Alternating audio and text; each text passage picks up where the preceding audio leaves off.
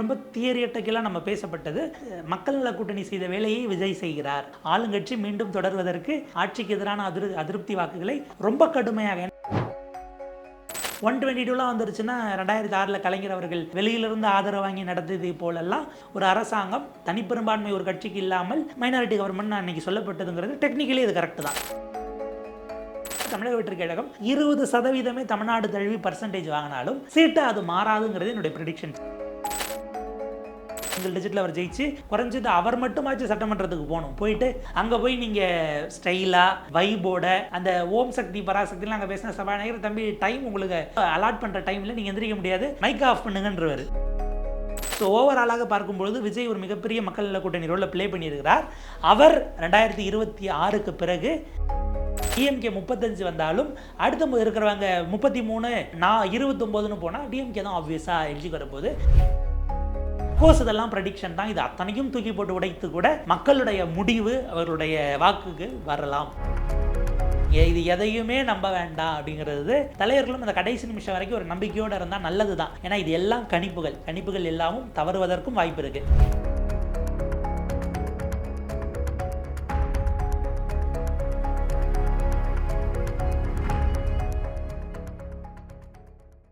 ஆச்சி மசாலா எந்த சமையலும் ருசி தேடும் ரகசியம் 20 ரூபாய். வணக்கம் சார். தேர்தலுக்கு பிந்தைய கணிப்பு முடிவுகள்லாம் வெளியாகிருக்கு. மாநிலங்களில் தேர்தல் நடந்திருக்கு. இன்னைக்கு மேற்கு வங்காளத்தில் 2ஆம் கட்ட தேர்தல் முடிஞ்ச பிறகு உடனே வந்திருக்கு. முதல்ல நம்ம தமிழ்நாடு பற்றி பார்க்கலாம்னு நினைக்கிறேன். தமிழ்நாட்டில் மீண்டும் திமுக தான் ஆட்சி அமைக்கும் அப்படிங்கிற மாதிரி தான் பெரும்பான்மை கணிப்புகள் இருக்குது. சில கணிப்புகளில் மட்டும் கொஞ்சம் அதிமுக வந்துற மாதிரி இருக்குது. நீங்கள் எப்படி பார்க்குறீங்க? இப்படி தான் முடிவுகள் இருக்குன்னு நினைக்கிறீங்களா? இல்லை, கருத்து கணிப்புகள் அப்படிங்கிறது நிறைய பிளேயர்ஸ் உள்ளே வந்துட்டாங்க. எது அக்யூரேட்டாக இருக்குங்கிற ப்ரெடிக்ஷனில் நமக்கு சிக்கல் இருக்குது, குழப்பங்களும் இருக்குது. நீங்கள் ஒரு பக்கம் பார்த்தா 2021 ஏறத்தாழ எல்லாமே தமிழ்நாடை பொறுத்த வரைக்கும் ரொம்ப பக்காவாக இருந்தது.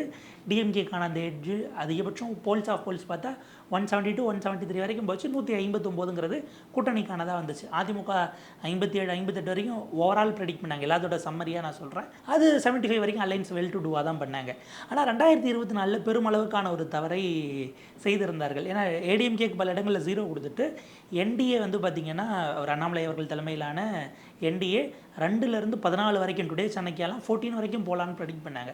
பட் எல்லாமே அந்த காலத்தில் ஒரு சிக்கல் இருந்ததாக பார்க்க முடிஞ்சுது. பிரதமருக்கான தேர்தலில் பாஜகவுக்கு கொடுக்கப்பட்டதுமே ரொம்ப எக்ஸீடிங்காக போச்சு. அது நாள் ஆக ஆக சிஸ்டமில் ஆப்டிமைஸ் பண்ணலையா இல்லை அப்டேட் பண்ணலையா, ஏன் இவ்வளோ வாஸ்ட் வருதுங்கிறது ஒரு பார்வை. இன்னொன்று ரொம்ப தியரியட்டிக்கலாக நம்ம பேசப்பட்டது, மக்கள் நல கூட்டணி செய்த வேலையை விஜய் செய்கிறார் அப்படிங்கிறது தான் பேசப்பட்டது.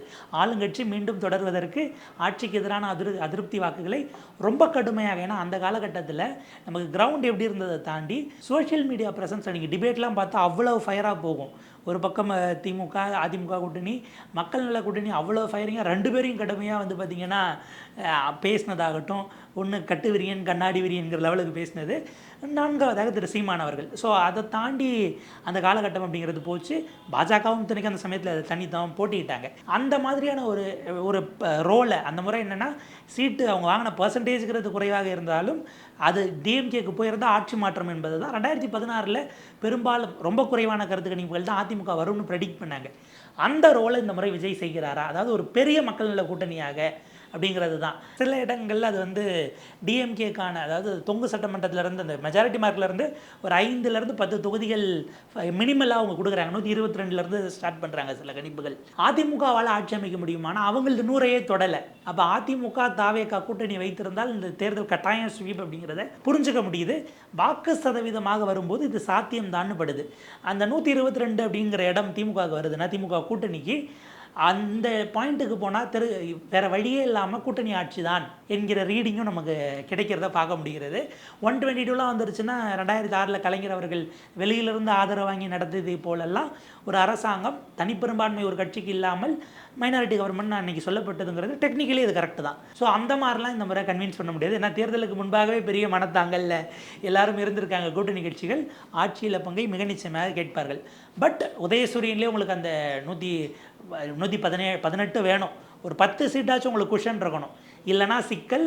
அது ஒரு பக்கம். இன்னொரு பக்கம் அதிமுக மேபி போன முறை இருந்ததை விட எடப்பாடி பழனிசாமி அவர்கள் கூடுதலாக வாங்குறாரு அப்படின்னா அவருடைய தலைமைக்கு எந்த சிக்கலும் நெருக்கடியும் இருக்காது நம்ம ப்ரெடிக்ட் பண்ணலாம். எடப்பாடி பழனிசாமி என்ன நெருக்கடினா ஒரு வரலாற்று நெருக்கடி அவருக்கும் இருக்குது.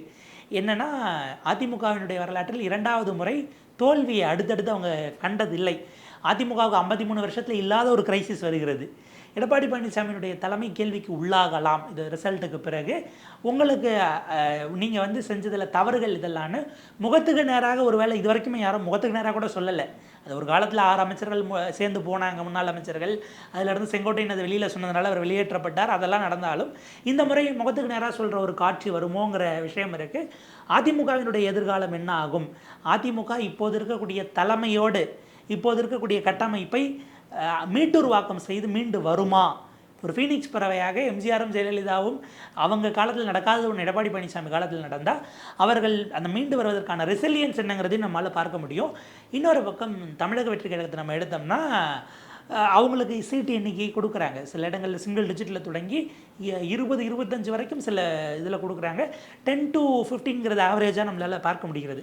அந்த இடம் எனக்கு சிக்கலுக்குரியதாக இருக்குது. ஏன்னா தமிழக வெற்றி கழகம் 20% தமிழ்நாடு தழுவி பர்சன்டேஜ் வாங்கினாலும் சீட்டை அது மாறாதுங்கிறது என்னுடைய ப்ரெடிக்ஷன். சிரஞ்சீவி உங்களுக்கு அப்படி போன போது கூட அவருக்கு ஒற்றை இலக்கத்தில் தான் வந்தது. எனக்கு அந்த ஒற்றை இலக்கமே விஜய்க்கு வருமானு ஒரு சந்தேகம் இருக்குது. விஜயனுடைய 2 தொகுதிகளில் அவங்க ஜெயிக்கலாம். நான் சொல்கிறது இதே வாக்கு சதவீதம் அவங்க வாங்கட்டும். வாக்கு சதவீதத்தில் இருந்து அந்த பர்சன்டேஜ் டு கன்வர்ஷனில் எப்பயுமே ஒரு சிக்கல் இருக்கும்.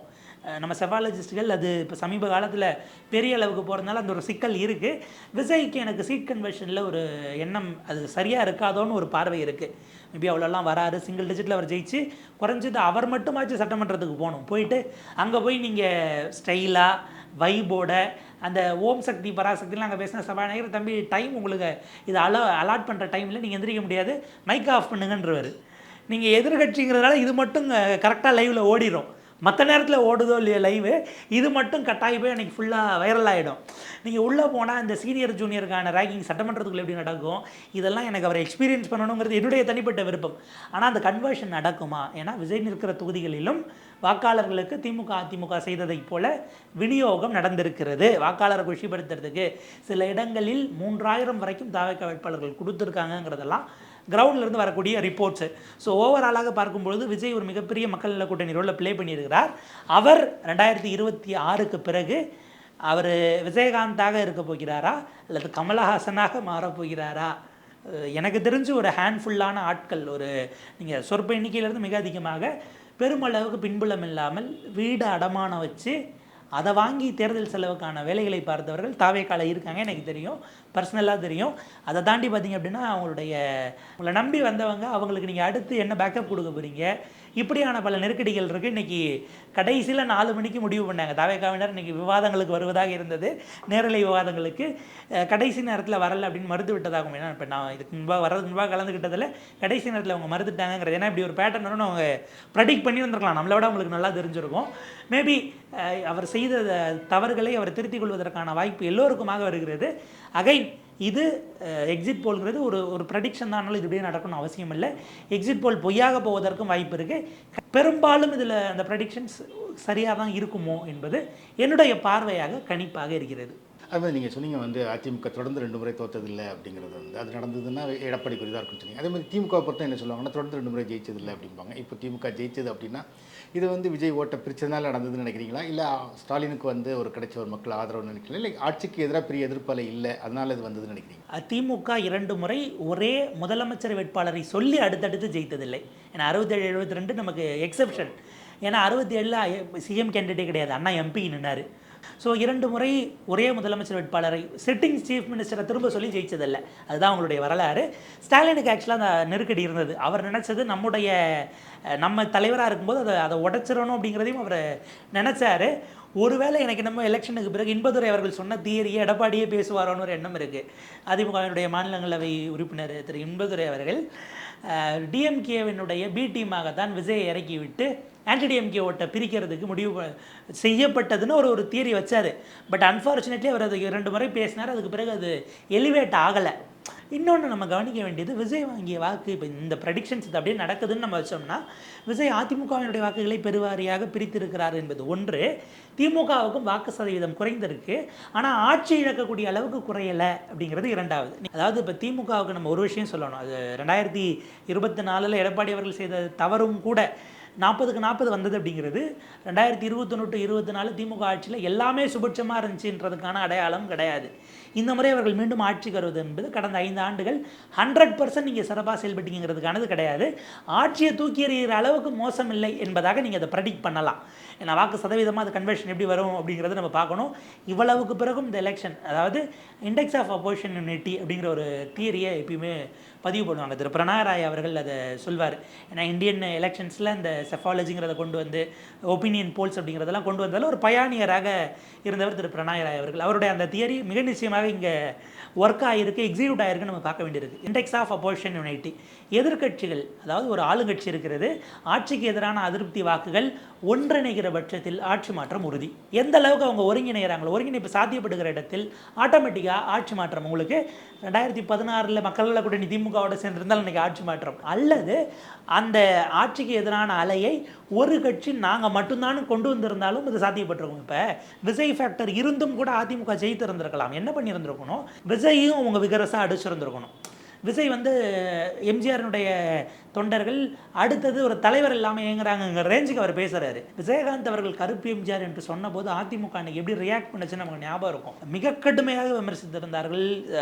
முன்னாள் அமைச்சர் வளர்மதி அவர்கள் பேசியதெல்லாம் ரொம்ப வைரலாகவும் இந்த காலகட்டத்தில் போச்சு. இப்போவும் கூட இதெல்லாம் பல இடங்களில் டெம்ப்ளேட்ஸாக மாறக்கூடிய அளவுக்கு போயிருக்கு. அந்த ஒரு ரியாக்ஷன் அதிமுக செய்திருக்கலாம். அவங்க ப்ரெடிக்ட் பண்ணது ஹங்குக்கு பிறகு ஒருவேளை ஒரு உதவி தேவைப்படலாம், ஒருவேளை ஹங்கு வந்தால் உதவி தேவைப்படலாம் ஒரு இடத்துல. ஏன்னா உங்கள் ஓட்டை அவர் குறி வைக்கிறார், உங்களுடைய கோர் ஓட்டை கை வைக்கிறார். நீங்கள் அந்த இடத்துல விஜய் அடிச்சு போற போக்கில் நான் அடிக்கிறதுன்னு மீன் பண்ணுறது கடைசி 2 நாளைக்கு முன்னாடி தான் அன்புமணி அந்த ஸ்டாண்ட் எடுத்தார்.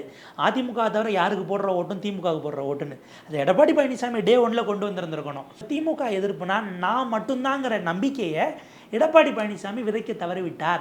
விஜய் செல்லும் போது விஜயான நீங்கள் நம்பாதீங்க, திமுக அவரோட ஜாஸ்தியாக நான் எதிர்த்து காட்டுறேன்னு எடப்பாடி பொசிஷன் பண்ணியிருக்கணும். நீங்கள் இன்றைக்கி வேறு வகையில் இது எப்படி பார்ப்பாங்க, தமிழ்நாடு விசஸ் டெல்லி என்பதற்கு மக்கள் அதுதான் கரெக்டுன்னு சொல்லிட்டாங்க. அந்த இடம் எங்கே தவறாக போச்சு, தமிழ்நாடு விசஸ் டெல்லினா இது வந்து தமிழ்நாடுக்கான தேர்தல் தானேங்கிறதோட எடப்பாடி நிப்பாட்டிட்டார். நீங்கள் 5 வருஷமாக திமுகவுக்கு எதிராக டிஎம்கே விசஸ் தமிழ்நாடுன்னு ஒரு நரேட்டிவை நீங்கள் செட் பண்ணியிருக்கணும். திமுக வந்து என்னென்னலாம் தவறு பண்ணிச்சுன்னீங்க கடந்த 5 ஆண்டுகளில் அதிமுக தமிழ்நாடு முழுக்க நடுங்கக்கூடிய அளவிற்கு நடத்தி ஒரு 5 போராட்டங்கள் சொல்லுங்கன்னா டக்குன்னு நமக்கு ஞாபகம் வராது. நடத்துனாங்களாங்கிற அடுத்த கேள்வி வரும். அந்த இடத்துல தவறு செய்தது யார்? உங்களுக்கு அரசியல் செய்வதற்கு எல்லா வாய்ப்பும் இருந்தும் நீங்கள் பயன்படுத்தி கொள்ளாமல் போனீர்களோங்கிறது இருக்குது. ஒருவேளை கரூர் சம்பவம் நடக்கலைன்னா எடப்பாடி பழனிசாமி அவர்கள் 2 முறை தமிழ்நாட்டை சுற்றி வந்திருப்பார். ஆனால் இந்த 5 ஆண்டுகளில், ஏன்னா ஜெயலலிதா அம்மையாருடைய மறைவுக்கு பிறகு 4 ஆண்டுகள் ரொம்ப சிறப்பாக ரொம்ப உறுதியாலாம் நீங்கள் நடத்தலை. ஆனால் அவ்வளவு உறுதியாக அதிமுக இருக்காதுன்னு நினைத்த காலத்திலேயே 75 சீட்டு உங்களுக்கு கிடைச்சிது. தமிழ்நாட்டினுடைய மக்கள், குறிப்பாக கிராமப்புறங்களில் அதிமுக இருந்த கட்டமைப்பு கொங்கு மண்டலம், நீங்கள் ஜெயிச்ச உங்கள் கூட்டணியுடைய 75ல் 45 உங்களுக்கு கொங்கு மண்டலத்திலிருந்து மட்டும் வந்தது. அந்த கேடர்ஸை, அந்த அதிமுகவினுடைய அடிமட்ட தொண்டனை நீங்கள் உற்சாகப்படுத்தினீர்களா அல்லது அவனுக்கு நம்பிக்கையை ஏற்படுத்தினீர்களா? நீங்கள் சொல்கிறீங்க எம்ஜிஆர் அவர்கள், ஜெயலலிதா அம்மா அவர்கள், எடப்பாடியார் தான் 3வது பரிணாமம்னு சொல்கிறீங்க. அதை உங்கள் கட்சியினுடைய அடிமட்ட தொண்டன், நீங்கள் கிளைம் பண்ண அந்த 1.5 கோடி தொண்டன் இன்றைக்கி 2 கோடின்னு கிளைம் பண்ணுறீங்கன்னா அந்த 2 கோடி வாக்கு ஏன் சார் உங்களுக்கு 2024 வரல? எங்கே சிக்கல்னா 2019, 2021, 2024 இந்த 3 தோல்விகளுக்கு பிறகும் அதிமுக எந்த விதமான தவறுகளை திருத்திக் கொள்வதற்கான கோர்ஸ் கரெக்ஷனும் பண்ணலை. அப்போ நீங்கள் உங்களை வலுப்படுத்திக்கல, எதிராளியை பலவீனமும் படுத்தலை. அந்த இடத்துல எனக்கு எடப்பாடி பழனிசாமி அவர்கள் பாஜகவை கேள்வி கேட்கணுங்கிறது இருக்குது. டே மாடல் கோட் அறிவிக்கப்பட்ட நேரத்துலேருந்து குறைஞ்சது டாப்லேருந்து பாட்டம் வரைக்கும் உங்களுக்கு டிஸ்ட்ரிக்ட் மேஜிஸ்ட்ரேட்டில் இருந்து லோக்கலில் ஏதாவது இஷ்யூ ஆச்சுன்னா காவல்துறையினர் வரைக்கும், உங்களுக்கு ஸ்டேஷன் ஹவுஸ் ஆஃபீஸர் வரைக்கும் நீங்கள் மாற்றுறீங்க. மினிமம் 1000 ட்ரான்ஸ்ஃபர் ஆச்சும் டாப் டு பாட்டம் நடந்திருக்கும். 2.5 லட்சம் துருப்புகளை நீங்கள் கொண்டு போய் இறக்குறீங்க. அவ்வளவு பணம் பிடிக்கிறாங்க. மோட்டார் சைக்கிளில் 2 பேர் போகக்கூடாதுங்கிற அளவுக்கு பேனுக்கு தேர்தல் ஆணையம் போகிறது. அதை நீங்கள் சப்போர்ட் பண்ணுற இடத்துக்கு போகிறீங்க. இதில் ஒன்றையாச்சும் நீங்கள் டிஸ்டர்ப் பண்ணிங்களா? கோர்ட்டு சொல்லுது இன்றைக்கி போடப்பட்ட வழக்கில், இதுக்கு அறப்போர் போட்ட வழக்குன்னு நினைக்கிறேன், செந்தில் பாலாஜியின் மீது இருந்த அந்த குற்றச்சாட்டு அவர் மீது வைக்கப்பட்டது. அவர் மின்சாரத்துறை அமைச்சராக இருந்தபோது டிரான்ஸ்ஃபார்மர் வாங்கினதில் முறைகேடு ஒரு 397 கோடின்னு நினைக்கிறேன், சப்ஜெக்ட் டு கரெக்ஷன். அந்த அளவுக்கான பணம் தான். இதில் சிபிஐ உள்ளே வரணும், டிவிஎஸ்சி ஒப்படைங்கன்னு கோர்ட்டுக்கு போய் ஒரு என்ஜிஓ ஆர்கனைசேஷன் அவங்க போடுறாங்க.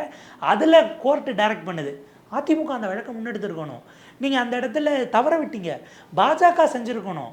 நீங்கள் இடி கிளம்பி இவருக்கு வந்தது நேரு அவர்களுக்கு கோர்ட், அதில் நாங்கள் எஃப்ஐஆரை போடணும்லாம் நாங்கள் டைரக்ட்லாம் பண்ணலை.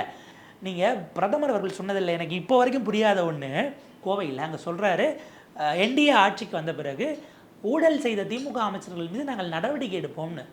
ஏன் டிவிஎஸ்சி தான் எடுக்கணும்? மத்திய புலனாய்வுத்துறையில் எதுக்கு சார் இருக்குது? நீங்கள் மத்தியில் இல்லாமல் ஒரு ஆளாக இருந்தால் நல்லா புரிஞ்சுக்க முடியும் சார். ஃபுட்போர்டை தாண்டி மேலே தொங்கிக்கிட்டு இருக்காங்க சார். அந்த அளவுக்கு ஃபில் ஆனதில் ஸ்டாலின் சார் வரவரெல்லாம் கூட்டணிக்கு வரவங்கெல்லாம் ஆதரவு தெரிவிக்கணும்னு உள்ளே ஏற்றுறாரு.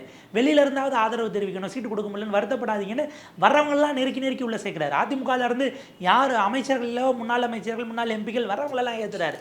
நீங்கள் என்ன பண்ணீங்க? உங்களுக்கு கட்சிக்குள்ளே இருந்து உடஞ்சி போனவங்களில் வரேன்னு எந்த நிபந்தனையும் இல்லாமல் வரேன்னு வெளிப்படையாக சொன்னவங்களை கூட நீங்கள் சேர்த்துக்கல. சசிகலா அம்மாவினுடைய ஃபேக்டர் என்ன நம்ம சவுத்துலேயும் டெல்டாலையும் ஆப்வியஸாக பார்க்க போகிறோம். கடந்த முறை டிடிவி ஏற்படுத்துறதில்ல, பாதி ஏற்படுத்தினவங்கள கூட அது உங்களுக்கானது தான் ஆச்சா. இந்த சிக்கல்கள் இருக்குது. அப்போ நீங்கள் உங்களை பலப்படுத்தலை, கட்சியை பலப்படுத்தலை, கூட்டணிக்குள்ளே பிரேமலதாவை கடைசி நேரத்தில் பேசி உள்ளே எடுத்துருக்க முடியாதா சார்? அவங்க எங்கே போனாலும் அவங்க ரோலை பெட்டராக ப்ளே பண்ணியிருப்பாங்க. ஒரு மல்டிப்ளேயராக அந்த அவங்களுக்கு வட மாவட்டத்தில் ஒரு குறிப்பிட்ட அளவுக்கு வெற்றியை நிர்ணயிக்கக்கூடிய அளவுக்கான அந்த வாக்குங்கிறது குறிப்பிட்ட பகுதிகளில் இருக்குது. வந்திருந்த அவங்களுக்கு கடந்த முறை நீங்களும் அன்புமணி அவர்களும் சேர்ந்து கிடைக்காம போச்சு அப்படின்னா இந்த முறை ஆன்டி இன்கம்பன்சி ஆப்வியஸாக இருந்திருக்கும். ராமதாஸ் இல்லாதப்போ முழுமையான பாமக வரலன்னா பிரேமலதா அவங்களுக்கு வட மாவட்டத்தில் தேவைப்பட்டிருப்பாங்க. முந்தின நாள் வரைக்கும் ஈஷா யோகாவில் பேசிகிட்டு இருக்கிறவங்கள போனால் ஒன்றும் சிக்கல் இல்லைன்னு நீங்கள் விடுறீங்க, எஸ்டிபி போக விடுறீங்க. ஏதோ ஒரு வகையில் ஒரு அப்பீஸ்மெண்ட்டுக்கு அவங்கள உள்ளே சேர்த்துக்க உங்களால் முடியல. கிருஷ்ணசாமி அவர்களை வெளியில் விட்டதுங்கிறதும் அவர் திரும்ப எங்களை எடப்பாடி அவமானப்படுத்திட்டாருன்னு தான் பேசுகிறாரு. அவர் ஸ்டாலின் ஆட்சி அதெல்லாம் அப்புறத்தை விடவும் உங்களை தான் டார்கெட் பண்ணுறாரு. அப்போ ஆன்டி எடப்பாடினா ஆட்சியில் இல்லாத எடப்பாடியை எதிர்த்து சசிகலாவும் கிருஷ்ணசாமியும் போகிறாங்க அப்படின்னா அது நழுவ விட்டது எடப்பாடி பழனிசாமி. விஜயை நீங்கள் கடுமையாக விஜய் செய்தது கரூரில் தவறு நீங்கள் பேசியிருந்தீங்கன்னு வைங்க, கம்ப்ளீட்டாக ஈக்குவேஷன் மாறி இருக்கும். விஜயின் மீது பொறுப்பு இருக்குங்கிறத நீங்கள் சுமத்தாமல் சட்டமன்றத்துக்குள்ளே போய் நீங்கள் பார்த்தீங்க. ஏன்னா அவர் உள்ளே வந்துருவாரோன்னு உங்களுக்கு ஒரு எண்ணம் இருந்தது. அதெல்லாம் கடைசி நாளில் ஃப்ளெக்சிபிளாக முந்தின நாள் வரைக்கும் அடித்து பேசிட்டு மாற்றிக்கலாம் சார், தப்பு இல்லை சார். இந்த இடத்துல இது தப்புன்னு எடப்பாடி பழனிசாமியும் சேர்ந்து அன்றைக்கி சட்டமன்றத்தில் பேசியிருந்தா அது சட்டமன்ற குறிப்பாக மாறி இருக்கும். விஜய் வேறு வழி இல்லாமல் உங்களை பற்றி பேசுகிற இடத்துக்கு வந்திருப்பார். நீங்கள் திரும்ப உங்கள் ஓட்டு அவர்கிட்ட போகாமல், ஏன்னா ஒரு இடத்துல ஏதோ அவங்க தன்னை மீறி எம்ஜிஆரையோ ஜெயலலிதா அவர்களை விமர்சிச்சிட்டாங்கன்னா இந்த ஓட்டு அங்கே ட்ரான்ஸ்ஃபர் ஆகிருக்காது. இப்போ அவர் பெருவாரியாக எடுத்தது இவர்களுடைய வாக்காகத்தான் இருக்கிறது. ஸோ எடப்பாடி அவர்கள் செய்த பெரும் தவறு அப்படிங்கிறதும் திமுக திரும்ப வந்ததற்கு மிக முக்கியமான காரணம். விஜய் உடைப்பதை அவர் ஏதோ ஒரு வகையில் தெரிஞ்சோ தெரியாமலோ விஜயினுடைய திட்டங்களுக்கு தான் எதிர்ப்பை பதிவு செய்யாததன் மூலமாக எடப்பாடி அதை ஃபெசிலிட்டேட் பண்ணிட்டாரோன்னு தான் பார்க்க வேண்டியிருக்கு. தேசிய ஊடகங்கள் மேலே இருக்கக்கூடிய ஒரு வருத்தம், நீங்கள் கொண்டு போய் விஜய்க்கு தனியாக காலம் போட்டுட்டு சீமான அதர்ஸ்னு உள்ள தூக்கி போடுறீங்க. தன்னை நிரூபித்து 8% வாக்கு வங்கி வாங்கி அங்கீகரிக்கப்பட்ட கட்சியாக தனித்து யாருடைய உதவியும் இல்லாமல் ஒரு கட்சி வந்திருக்கிறது. அவ்வளோ ஈஸிலாம் அது கிடையாது. வந்து காணாமல் போன கட்சிகள் எவ்வளோ இருக்கிறாங்க. எப்படி நீங்கள் சினிமாவுக்கு உதாரணம் சொல்லுவாங்களோ, ஜெயித்தவங்க இன்றைக்கி மின்றவங்கள தான் நமக்கு தெரியும், அந்த இருட்டில் காணாமல் போனவர்கள் எக்கச்சக்கம்னு சொல்லுவாங்களோ அந்த உதாரணம் தான் நீங்கள் அரசியலுக்கும். அப்படி ஒருவர் நிரூபித்திருக்கிறார். நீங்கள் விசில் வந்து இவிஎம் பட்டனில் விவசாயிக்கு அப்புறம் தான் விசில் இருந்திருக்கும். பெற்ற மாநில கட்சிக்கு பிறகு தான் பதிவு செய்யப்பட்ட கட்சி. நீங்கள் அதை கொண்டு போய் அதர்ஸில் போகிறீங்கன்னா அது ஏதோ ஒரு வகையில் அவரை இழிவுபடுத்துவதாக, அவருடைய உழைப்பை இழிவுபடுத்துவதாக நான் ஊடக நிறுவனங்கள் மீது இதை விமர்சனமாக வைக்கிறேன்.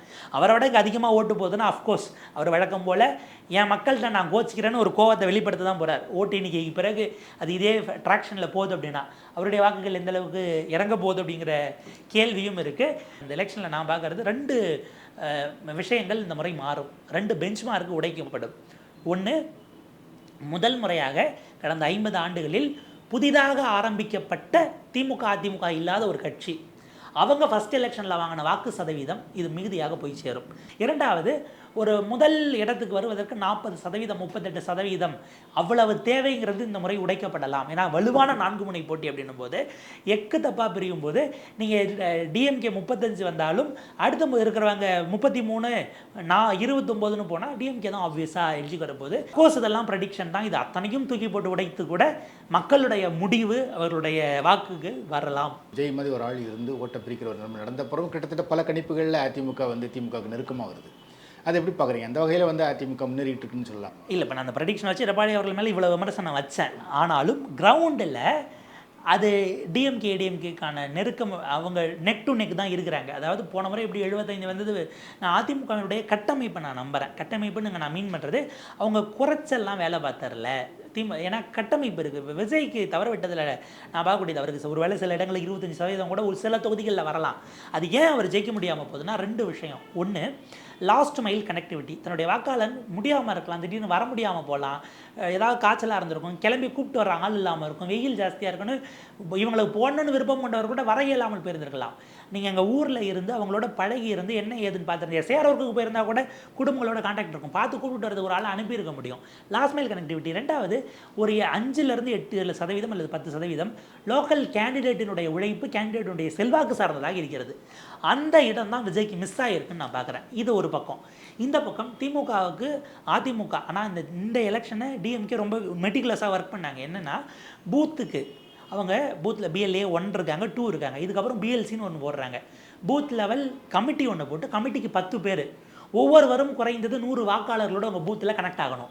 இப்போ தான் நம்ம 75,000 பூத், இதுக்கு முன்னாடி 68,000 பூத் இருந்தப்போ 1000 பேரை ஆளுக்கு 10 பேரை போட்டு 100 பேரோட பர்சனல் ரேப்போ டெவலப் பண்ணுங்கள். அவங்களுக்கு ஏதாவது வேணும்னா அரசு திட்டத்தில் பதிவு பண்ணி தரணுமா, வட்டாட்சியர் அலுவலகம் போகணுமா, இல்லை வேறு ஏதாவது தாலுகா ஆஃபீஸா, ரெவன்யூ டிபார்ட்மெண்ட்டா, இதில் என்ன செஞ்சு தர முடியுமோ நீங்கள் அவங்க போய் துணைக்கி நில்லுங்க. அரசு ஸ்கீமில் பதிவு பண்ணணுமா, வறுமை அதில் அவங்கள எலிஜிபிளா, இதை பேசி செஞ்சு தரக்கு நான் இருக்கேன், நேரில் போனாங்க.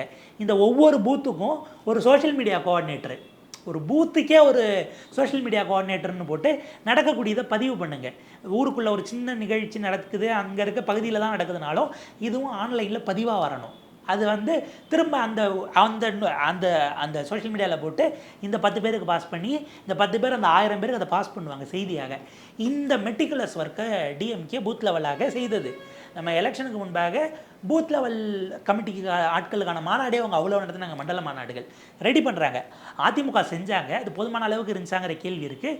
இன்னொன்று, 2024 முடிவுகளுக்கு பிறகு அவர்கள் தொய்வடைந்து விட்டார்கள். ஏன்னா அந்த வாக்கு சதவீதம் நம்ம 20க்கு போயிட்டோம், கூட்டணியோட சேர்த்து 22, அந்த 22ல் பிரேமலதா அம்மா அதில் 5% வரைக்கும் எங்களுதுங்கிற லெவலுக்கு தான், எங்கள் கூட்டணினால தான் நீங்கள் அவ்வளோ வந்தீங்க, இல்லைன்னா அது கூட வந்திருக்காது, மொத்தம் 22 எங்களுக்கு 2.5 இருக்குங்கிற நிலைமைக்கு அவங்க பேசினாங்க. SDPI உன்னத்தில் நின்னாங்க. ஸோ இதெல்லாம் ஒரு பக்கம் அந்த சங்க் ஓடிக்கிட்டு இருக்கு இல்லையா, அதில் ஒரு தொய்வு வந்துருச்சு. ஒருவேளை பாஜகவோடு 2024 சேர்ந்துருந்தால் 40க்கு 40 இந்த பக்கம் போயிருந்திருக்காதோங்கிற ஒரு பார்வையும் இருக்குது. ஆனால் அண்ணாமலையினுடைய வளர்ச்சி அப்படிங்கிறது நெருடலாக இருந்ததுனால EPS அந்த முடிவை கேல்குலேட்டடாக எடுத்தாராங்கிற கேள்வி இருக்குது. 2024 தொய்வடைஞ்சவங்களை நீங்கள் கூட்டணி வச்சு 1 வருஷம் ஆகியும் செஞ்சிங்களாங்கிறது, இது எவ்வளவையும் நான் குறை சொன்னாலும் பூத்தில் டிஎம்கேக்கு டஃப் கொடுக்குற அளவுக்கு. டஃப்னா நீங்கள் இந்த முறை அந்த லாஸ்ட் ரவுண்டு வரைக்கும் நம்ம எப்படி விருதுநகரில் போன நாடாளுமன்ற தேர்தலில் மாணிக்கம் தாகூருக்கும் விஜய் பிரபாகரனுக்குமானதை பார்த்தோமோ, கடந்த எலெக்ஷனில் அவங்க சுப்லக்ஷ்மி ஜெகதீசன் போட்டிட்ட மொடக்குறிச்சியோ, அல்லது இங்கே நம்ம நகரில் ஒரு சத்யா அவர்களுக்கும் அங்கே நடந்ததோ, இந்த மாதிரியான ஒரு விஷயத்தை நம்மளால் பார்க்க முடியும். குறைஞ்சது ஒரு 30லேருந்து 45 தொகுதி என்னுடைய ப்ரெடிக்ஷனில் ரொம்ப இழுபறியாக இருக்கும், டைட்டாக இருக்கும். அதில் அந்த இடங்கள்லாம் பார்த்திங்கன்னா விஜயோ அல்லது நாம் தமிழரோ குறைஞ்சது ஒரு 5000லேருந்து 10,000 ஓட்டு ஸ்ட்ராங்காக உடைக்கிற கேண்டிடேட்டை பிரிச்சுருப்பாங்க, போட்டிருப்பாங்கன்னு நான் பார்க்குறேன். அப்போ அந்த இடத்துல இப்போ ஆக்சுவலாக இந்த குஷன் அப்படிங்கிறது இது எந்த பக்கம் வேணாலும் ஆட் ஆகலாம். நான் இவ்வளவும் சொல்கிறேன், இவ்வளோ ரிசல்ட் வந்துருச்சு, இதெல்லாம் பார்த்துட்டு திமுக திரும்புதுன்னு இன்றைக்கி அதிமுக யாராக வேணா இருக்கட்டும், எந்த கேண்டிடேட்டாக போய் அதான் எக்ஸிட் போல் வந்துருச்சு சார், நீங்கள் ஜெயிப்பீங்களான்னா கடைசி ரவுண்ட் முடிகிற வரைக்கும் எதுவும் சொல்ல முடியாது சார் தான் இன்றைக்கி சொல்லுவாங்க. அதிமுக இருக்கிற இடத்துல கட்டமைப்பான இடங்களில் வேலை செய்திருக்கிறார்கள்.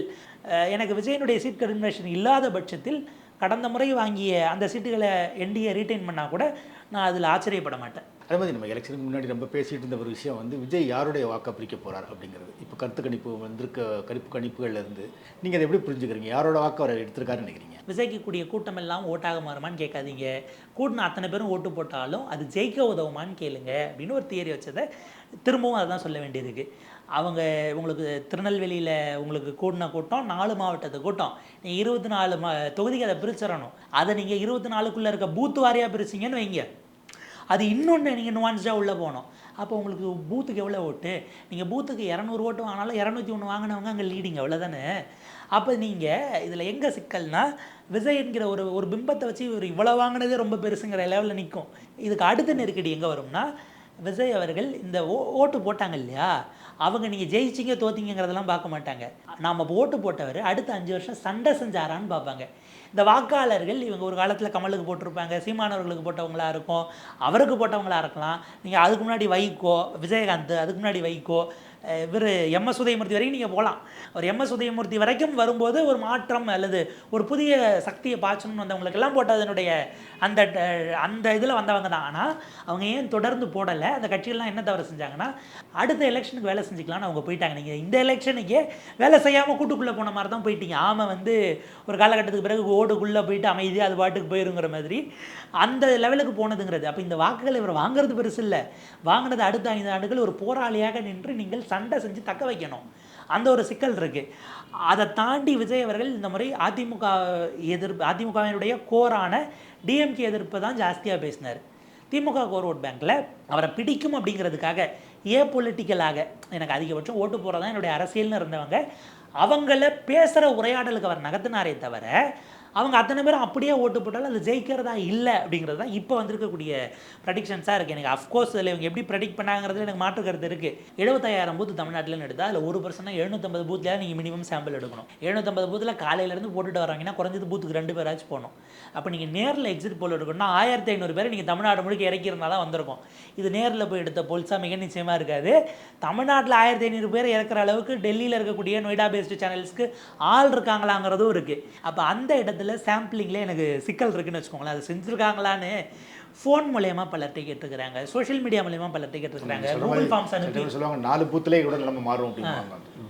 நீங்கள் ஒரு ரிவர்ஸில் ஒரு தொகுதிக்கு நீங்கள் அதிகபட்சம் ஒரு பூத்துக்கு ஆள் அனுப்புனாலே உங்களுக்கு ஏறத்தாழ அதில் அந்த ஆளை மாற்றி வரணும். ஏன்னா ஒரே ஆளை கேட்டு குறிச்சிக்க முடியாது.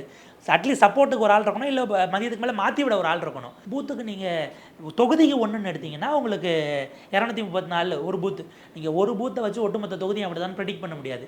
அதுக்குள்ளே சாம்பிளிங் போங்க, ஆண்கள் எவ்வளோ பெண்கள் எவ்வளோ.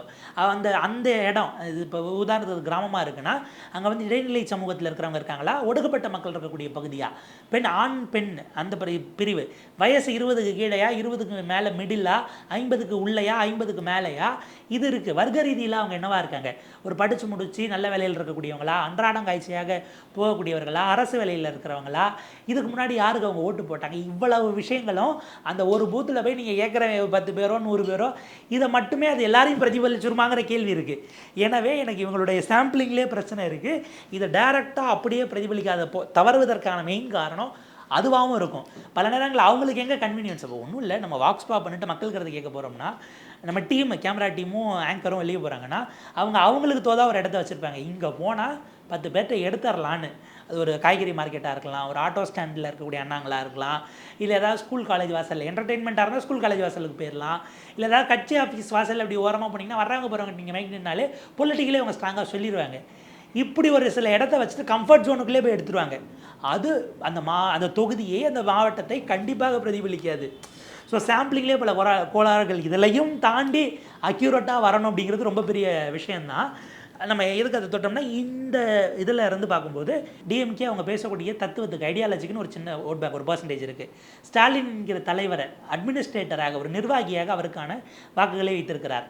3வது பாஜக எதிர்ப்பு. இந்த 3லையுமே விஜயால் பெரிய அளவுக்கு டென்ட்டை ஏற்படுத்த முடியலை. ஏன்னா அவர் ஒருவேளை மாநில சுயாட்சியோ இல்லை மொழி உரிமையோ ஆளுநருக்கு எதிரான ரெட்டாரிக்கோ சமூக நீதியோ இதெல்லாம் திமுகவோட அவர் கடுமையாக பேசியிருந்தாருன்னா திமுக வந்து இதில் சமரசம் பண்ணிக்கிட்டாங்க, இதில் இன்னும் பெரிய அளவுக்கு அவங்க இதை செஞ்சுருக்க முடியும்னு ஒரு ரெட்டரிக்கை பேசியிருந்தாருன்னு வைங்களேன், அந்த ஓட்டில் அவரால் கை வச்சிருக்க முடியும். ஸ்டாலின் என்கிற நிர்வாக ரீதியிலாக அவர் செய்த தவறுகள். இப்போ இவ்வளவு விஷயங்கள் செய்திகள் பிளான் பண்ணப்பட்டது இல்லை. ஐஏஎஸ் ஐபிஎஸ் ஆஃபீஸர்ஸ் எல்லாம் விஜய் சாரோட பேசுகிறாங்க, தொடர்பில் இருக்கிறாங்க, அப்படி இப்படின்னுலாம். ஏற்கனவே உங்கள்கிட்ட சர்வீஸ்லேருந்து வந்தவங்க இருக்கிறாங்க, ரிட்டையர்ட் ஆட்கள் இருக்கிறாங்க. நீங்கள் நினச்சிருந்தா சில தவறான விஷயங்களை அல்லது தேவையான விஷயங்களை அரசினுடைய காலம் முடிகிற காலகட்டத்தில் கூட உள்ளேருந்து சில ஃபைல்ஸை மொபிலைஸ் பண்ணி எடுத்து வெளியில் விட்டு அரசினுடைய முகத்திரையை கிழிக்கிறது தான் சார் பாலிடிக்ஸு. அந்த மாதிரியான ஒரு பாலிடிக்ஸ். இப்போ அண்ணாமலை ஒரு ஃபைல்ஸ் ரிலீஸ் பண்ணார், அதில் சப்ஸ்டன்ஸ் இருந்துச்சு இல்லை, அது ஒரு ரெட்டோரிக்கு ஒரு நரேட்டிவ் செட் பண்ண முடிஞ்சது இல்லையா டிஎம்கே ஃபைல்ஸ்னு. அதில் பலதும் நீங்கள் கேஸாக நகர்த்த முடியாது. அதில் டிஆர் பாலு போட்ட ஒரு டிஃபமேஷனில் 2 பேரும் மாற்றி மாற்றி கோர்ட்டுக்கு போயிட்டு இருக்கிறாங்க. போகிற அன்றைக்கெலாம் அது ஒரு விளம்பரம். அது என்றைக்கு முடிவு வந்து டிஃபமேஷன் வர்றதுக்குள்ளே அது முடிஞ்சிடணும். ஒரு 5 தேர்தல் 6 தேர்தல் முடிஞ்சிடணும். இங்கே முடிவே வரலனாலும் 2 பேரும் அந்த பொலிட்டிக்கல் சைக்கிளுக்குள்ளே நியூஸ் சைக்கிள் உள்ளே இருக்கிறாங்க.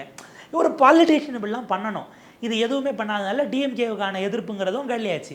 ஸ்டாலின் என்கிற அட்மினிஸ்ட்ரேட்டரை அவருடைய இமேஜுங்கிறது அவர் செய்த தவறுகளை கூட நீங்கள் பொய்யா சொன்னீங்கன்னா அது ரொம்ப நாள் சஸ்டெயின் ஆகாது. செஞ்ச தவறுகளை பின் பாயிண்டடாக ஆன் ஃபேக்ட் ஆன் கிரவுண்டு நீங்கள் அடிச்சிருந்தா அந்த வாக்குகளை நீங்கள் அவரை விட நான் பெட்டராக செய்வேன்னு உங்களால் கொடுத்துருக்க முடியும். இங்கே காலி பண்ணீங்க. ஆன்டி பிஜேபி அப்படிங்கிறத நீங்கள் சுத்தமாக பேசலை. கேட்டால் இதில் நான் ஏன் இது பண்ணணும், அவங்கெல்லாம் இங்கே ஒரு ஃபோர்ஸே இல்லைன்னுட்டீங்க. அப்போ ஆன்டி பிஜேபி பேசக்கூடியது தான் தமிழ்நாட்டில் ஆக்சுவலாக ஒரு பிஜேபி போன மாதிரி 18% ஆகுதுன்னு வச்சுக்கலாம் அலையன்சஸா, மீதி 82% உங்களுக்கு ஆப்போசிட்டில் இருக்கக்கூடியது.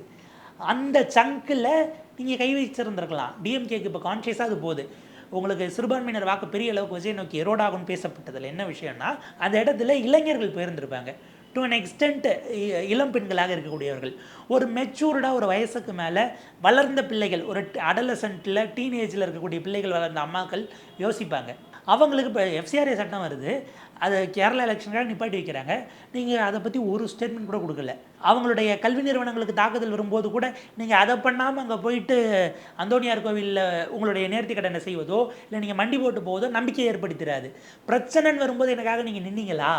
என் மேலே அன்பு இருக்குது, அது அன்பா பரிதாபமாக துணை நிற்கிறதா?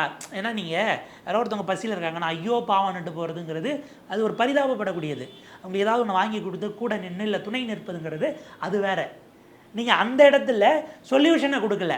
ஐயோ பாவன் உங்கள் மனசில் இருக்கக்கூடிய உணர்வை காட்டுற மாதிரி தான் அவங்க பார்த்தாங்களே தவிர நீங்கள் அவங்களுக்கான குரலை கொடுக்காதனால இது மூணுத்துலேயுமே கை வைக்க முடியல. திமுகவினுடைய பயனாளிகள் ஒரு எல்லை வரைக்கும் போயிருந்திருக்கலாம். அவங்களையும் கடைசி 10 நாள் திமுக எப்படி கவர் பண்ணுச்சு, எப்படி கவர் பண்ணாங்க, எப்படி குஷிப்படுத்தினாங்க அப்படிங்கிறத பொறுத்து தான். அப்போ விஜய் இந்த இடத்துல இதை ஒவ்வொன்றையும் தனித்தனியாக குறி வச்சு அடிச்சிருக்கணும். அந்த ஸ்ட்ராட்டஜி இல்லாமல் போச்சு. அவர் ஆரம்பத்திலிருந்து தான் புதிய அதிமுகவின் தலைவராக வேண்டும் என்பது தான் அவருடைய எண்ணமாக இருந்தது. ஒருவேளை அதில் அவர் வெற்றி பெற்றிருக்காருன்னு வேணால் நம்ம பார்க்கலாம். ஒட்டுமொத்தமாக பார்த்தீங்கன்னா இப்போ இதில் புதிய என்டிடிவி, பீப்புள்ஸ் பல்ஸ், அப்புறம் மேட்ரிக்ஸ், ரிப்பப்ளிக், பிமார்க், சாணக்கியா ஸ்டடி எல்லாத்துலேயுமே பார்த்தீங்கன்னா எல்லாத்துலேயுமே திமுகவுக்கு அதிகம் கொடுத்துருக்காங்க. சின்ன மாதிரி 122லேருந்து ஆரம்பிச்சு 145, 160 வரைக்கும் கொடுத்துருக்காங்க. அதில் அந்த மேட்ரிக்ஸில் மட்டும் ஏடிஎம்கேக்கு 110 வரைக்கும் வரலாம்னு கூட போட்டிருக்காங்க. ஸோ இதில் ஒட்டுமொத்தமாக பார்த்தீங்கன்னா எல்லாத்துலேயுமே திமுக வரும் அப்படிங்கிற மாதிரி போட்டிருக்காங்க. ஒரே ஒரு கணிப்பு மட்டும் இந்தியாவுடைய கணிப்பில் மட்டும் பார்த்தீங்கன்னா இந்தியாவுடைய கணிப்பில் திமுகவுக்கு 92லேருந்து 110, அதிமுகவுக்கு 22 to 32 போட்டு தாவேக்காவுக்கு 98லேருந்து 120 வரைக்கும் வரலாம் அப்படின்னு போட்டிருக்காங்க. ஸோ இந்தியா டுடே கணிப்பை பொறுத்த வரைக்கும் தாவேக்கா தான் முந்தது. எப்படி பார்க்குறீங்க? மேபி இந்தியா டுடே அதை டைரெக்டாக பண்ணியிருக்க மாட்டாங்க. ஏதாவது ஏஜென்சி கிட்ட தான் கொடுத்து பண்ணியிருப்பாங்க. லாஸ்ட் டைம் சிஓஎஸ் கிட்ட கொடுத்த மாதிரி ஏஜென்சி யாருங்கிறத நம்ம பார்க்கணும். ஐ மீன் ஏஜென்சிக்காக நம்ம அதை சொல்லிடலை. இந்த இடம் தான் நான் குறிப்பிட்ட அந்த மோட் ஆஃப் சர்வேக்குள்ளே நீங்கள் போகணும். நேரில் போனாங்களா, நேரில் போனால் உங்களுக்கு 1500 பேர் ஆட்கள் இருக்கிறாங்களா, ஃபோனில் எடுத்தாங்களா, ஃபோனில் எடுத்தாங்கன்னா ஸ்மார்ட் ஃபோனே இல்லாமல், ஏன்னா நீங்கள் ஆன்லைன் மோட்னு வச்சுக்கோங்களேன், எத்தனை பேருக்கு டிஜிட்டல் லிட்ரஸி இன்டர்நெட் இருக்க ஃபோன் யூசேஜ் இருக்குன்னு இருக்குது. தமிழ்நாட்டில் ப்ரௌஸ் பண்ணக்கூடியவர்களுடைய லிட்ரஸிங்கிறது 50 ரஃபாக டிஜிட்டல் லிட்ரஸி 52%. அந்த மீதி இருக்கக்கூடிய 48% உங்களுடைய போலுக்குள்ளேயே உள்ளே வர மாட்டாங்கங்கிறது இருக்குது. அது பார்த்திங்கன்னா வெறும் மேஜராக சோஷியல் மீடியா பேஸ்டாக இருக்க வாய்ப்பு இருக்குது. அதே போல் சாம்பிளிங் அக்ராஸ் தமிழ்நாடு செய்யப்பட்டதா இல்லை ரேண்டம் சாம்பிளிங்காக, மோடு என்ன, இதில் ஹைப்ரிட் மோட்னு சிலது செய்வாங்க, சிலது நேரில் போவாங்க, த்ரூ ஃபோன்ஸு, சோஷியல் மீடியா. இப்போ நீங்கள் கூகுள் ஃபார்ம்லாம் கொடுத்தீங்கன்னா நீங்கள் ஸ்க்ரோல் பண்ணி 230 நாளில் உங்கள் தொகுதி என்னன்னு போய் தேடி அதை கிளிக் பண்ணிவிட்டு அதுக்கப்புறம் அடுத்து உங்கள் ஏஜ் குரூப்புக்கு முன்னாடி யார் போட்டிங்க, இப்போ யாருக்கு போட்டிங்கன்னு இத்தனை கொஷின்ஸை அட்டன் பண்ணணும். பல பேர் பாதியிலே வெளில வந்துடுவாங்க. நம்ம ஆட்கள் இவங்க கிளாஸில் இல்லை ஒருத்தவங்க பேசுகிறாங்கனாலே ஒரு நிமிஷம் அவங்க அதை ஃபோக்கஸ்டாக கேட்டாலே பெருசு, அந்த கான்சன்ட்ரேஷன் இதெல்லாம் மிச்சம் இருக்குது. அது வந்ததுன்னா தாவே சந்தோஷம். ஆனால் மேபி எக்ஸிட் போல்ஸ் எல்லாம் நம்ப வேண்டான்னுட்டு ஒரு அறிக்கை வருவதற்கு வாய்ப்பு இருக்குது. அவர் இன்னைக்கு புட்டபர்த்தி போயிருக்கார், நாளைக்கு தான் வியாழக்கிழமை, மேபி சாய்பாபா அப்படிங்கிறதுனால நான் சொல்கிறேன், மேபி நாளைக்கு அங்கே ஸ்டே பண்ணிவிட்டு அதுக்கு பிறகு எதுவும் ஸ்டேட்மெண்ட் வருதா, நீங்கள் இது எதையுமே நம்ப வேண்டாம் அப்படிங்கிறது அஃப்கோர்ஸ் அவங்க தொண்டர்களுக்கும் சொல்லணும், தலைவர்களும் அந்த கடைசி நிமிஷம் வரைக்கும் ஒரு நம்பிக்கையோடு இருந்தால் நல்லது தான். ஏன்னா இது எல்லாம் கணிப்புகள் எல்லாமும் தவறுவதற்கும் வாய்ப்பு இருக்குது. 0% தான் அப்படின்னு நம்ம கண்டிப்பாக சொல்ல வேண்டாம். மக்களுடைய முடிவு தெளிவாகிற வரைக்கும், தெரிகிற வரைக்கும் இது ஒரு ட்ரெண்டு மாதிரி நம்ம பேசுறதுக்கு தானே தவிர அரசியல்வாதிகள் இன்னும் கொஞ்சம் நம்பிக்கையோடு காத்திருக்கட்டும். எலெக்ஷன் முடிஞ்சால் மிக நிச்சயமாக செய்த தவறுகளை பரிசீலிக்க வேண்டும், அதை திருத்தி கொள்ள வேண்டும். விஜய்க்கு இவ்வளவு ஆதரவு கிடைத்திருப்பது என்பது கடந்த 30-40 ஆண்டுகளாக இருக்கக்கூடிய கட்சிகள் எல்லாம் செய்த எல்லா தவறுகள், அதன் மூலம் உருவான இடைவெளியைத்தான் விஜய் இட்டு நிரப்பி இருக்கிறார். உங்கள் தவறுகள் நீங்கள் போயிட்டு இருந்தது சரியில்லை என்பதை காலம் விஜய்க்கு கூடிய கூட்டத்தின் மூலமாக உங்களுக்கு உணர்த்தி இருக்கிறது. நீங்கள் அதை சரி பண்ணணும்னு நினச்சா போயிட்டு உங்களுடைய உழைப்பை செலுத்துங்கள். ரொம்ப சுவாரஸ்யமாக இருக்கிறது. எனக்கு எதிர்கட்சி உட்காரக்கூடியவர்கள் 90-100 போகிறாங்க அப்படின்னா ரொம்ப வலுவான சட்டமன்றமாக இருக்கும். அது ஜனநாயகத்துக்கும் நல்லதுன்னு நான் எதிர்பார்க்குறேன். இறுதியாக வந்து இப்போ நீங்கள் சொன்னீங்க சில கணிப்புகள் இந்த கணிப்புகள் தவறாக இருக்கிறதுக்கும் வாய்ப்புகள் இருக்குன்னு. ஏற்கனவே கடந்த கணிப்புகள் இதை தவறி இருக்கா வந்து தமிழ்நாடு சென்ட்ரிக்காக பார்க்கும்போது 2016 ஒரு பெரும் தவறு தான் இருந்தது. ஒரு 8 வரைக்கும் வந்தது அந்த சமயத்தில் நேஷனல் மீடியா சார்பில் ஒரு 3 தான் ஜெயலலிதா அவர்கள் வருவாங்கன்றது. மீதி பெரும்பாலும் திமுக ரிட்டைன் பண்ணுது, அவங்க தான் அந்த எண்ணிக்கையை நோக்கி போகிறாங்கங்கிறதாக தான் அந்த காலகட்டத்தில் பேசப்பட்டது. 2024 பிரதமர் மோடிக்கான தேர்தல் யாருமே 350க்கு குறைச்சலாக கொடுக்கல, if I am not wrong. அது என்டிஏக்கானதாக கொடுக்கப்பட்டது 450 வரைக்கும் போச்சு. பட் அது 240க்கு வந்ததை பார்த்தோம். தமிழ்நாடு சென்ட்ரிக்காக கொடுத்ததுலையுமே கூட ஐ திங்க் இந்தியா டுடே மட்டும்தான். அப்போ இந்தியா டுடே நம்ம ஏன் இந்த இந்தியா டுடேனா, இந்தியா டுடே அதை ரிலீஸ் பண்ணுறாங்க டெலிவிஷனாக, பின்னாடி பண்ண ஏஜென்சி மாறி இருப்பாங்க. அதே இந்தியா டுடே போன மாதிரி 2 ஏஜென்சியோட சேர்ந்து பண்ண தான் ஞாபகம். இப்போ நீங்கள் சொன்ன இந்தியா டுடேவுமே பேக்கில் இருக்க ஏஜென்சி யாருன்னு பார்க்கணும். அவங்க ஏஜென்சியை தாண்டி நான் சொல்கிறேனே, நீங்கள் 1500 பேர் தமிழ்நாடு முழுக்க இறக்கி நேரில் பார்த்துருக்க மாட்டீங்க, அதிலே உங்களுக்கு பாதி அவுட்டு. 1500 பேருங்கிறது நான் சொல்கிறது மினிமம் ஒரு பூத்துக்கு ஒரு அப்படிங்கிற வகையில். அதெல்லாம் நீங்கள் கொலாட்ரேட் பண்ணிப்போம். எனக்கு என்ன கேள்வினா, இன்றைக்கி நடந்திருக்கும் பெங்காலில் காலைல 9 மணிக்கு நீங்கள் வர கேட்டுட்டு 12 மணிக்குள்ளே அது பெங்கால் முழுக்க அந்த 150 தொகுதியிலேருந்து எல்லா எண்ணிக்கையும் வாங்கி நீங்கள் அதை ஆப்டிமைஸ் பண்ணி ரிசல்ட் எடுத்து 6 மணிக்கு விடுறீங்களா? இதெல்லாம் நம்புற மாதிரியா இருக்குன்ற மாதிரி. அது ஹியூமன்லி இம்பாசிபிள். நீங்கள் அத்தனையும் ஆன்லைன்லேயே கேட்டு ஏற்றினாலும் கொலாபரேட் பண்ணி இப்படிலாம் டேட்டா எடுக்க முடியாது. அப்போ ஏதோ ஒரு இடத்துல நீங்கள் டேட்டாக்குள்ளே உங்களை வச்சுட்டு விளையாட முடிஞ்ச அளவு குஷனில் விளையாடுறீங்க. இவங்க யாராச்சும் எடுத்த கொஷினர்ஸு, எடுத்த மாடல், அதனுடைய அக்யூரசி எந்த அளவுக்கு அதை அவங்க அந்த எரரை வேல்யூவை சேஞ்ச் பண்ணியிருக்கிறாங்க, ஸ்டாட்டிஸ்டிக்கலி என்ன மாடல், இதெல்லாம் வெளியிட்டாங்கன்னா, வெளியிட தயாராக இருந்தால் அவங்களுக்கு அவங்க மேலே கான்ஃபிடென்ட் இருந்தால் வெளியிடட்டும், அது பொதுவெளிக்கு வரட்டும் அப்படிங்கிறது தான் நம்ம பதிவு பண்ண வேண்டியது. இது அதாவது கருத்து கணிப்பு என்பது ஒட்டுமொத்தமாக நீங்கள் ஒரு முழு பந்தி உட்காந்து திருப்தியாக சாப்பிட்றீங்கன்னா அதில் அது ஒரு ஊறுகாயாக தான் நீங்கள் வச்சுக்கணும். சாப்பாட்டில் போட்டு பிசைஞ்சு மெயின் கோர்ஸாக அதை நீங்கள் எடுத்துக்கக்கூடாது. அது சாம்பிள் தான். அந்த சாம்பிள் அப்படிங்கிறது ஒரு ப்ரெடிக்ஷன், யாருடைய ப்ரெடிக்ஷனும் தவறாக போகலாம். மக்கள் போராடக்கூடியவர்களை எந்த காலத்திலும் லேட்டாக அங்கீகரித்தாலும் ஏற்றுப்பாங்க, மதிப்பாங்க. அவங்க மேலே நம்பிக்கை வைங்க. மக்கள் தான் இறுதி எஜமானர்கள். மிக்க நன்றி.